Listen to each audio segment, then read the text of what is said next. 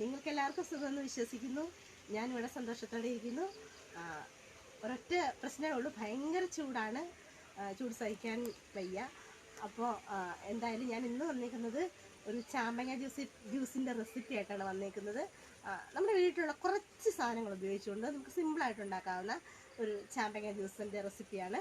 അപ്പോൾ നമുക്കൊട്ടും താമസിക്കേണ്ട, നമുക്ക് വേഗം പോകാം വീഡിയോയിലേക്ക്.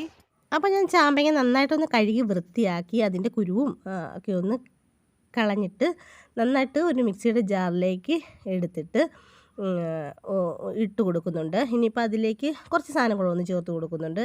അത് ഞാൻ ചെറിയൊരു കഷ്ണം ഇഞ്ചിയും ചെറിയൊരു ഭാഗം പച്ചമുളകും പിന്നീട് ചേർത്ത് കൊടുക്കുന്നത് ഒരു ചെറിയ ഗ്രാമ്പുമാണ് ചേർത്ത് കൊടുക്കുന്നത്.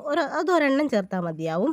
പിന്നീട് ഒരു പിഞ്ച് ഉപ്പും കൂടെ അങ്ങ് ചേർത്ത് കൊടുത്ത് നല്ലതുപോലെ ഒന്ന് വെള്ളമൊന്നും ചേർക്കാതെ, പഞ്ചസാരയും ചേർത്തിട്ടില്ല, നന്നായിട്ടൊന്ന് അരച്ചെടുത്ത് മാറ്റി വെക്കുന്നുണ്ട്. അപ്പോൾ എന്നിട്ട് അരച്ചതിന് ശേഷം കുറേശ്ശെ വെള്ളം ചേർത്തൊന്ന് അരച്ചെടുക്കാവുന്നതാണ്.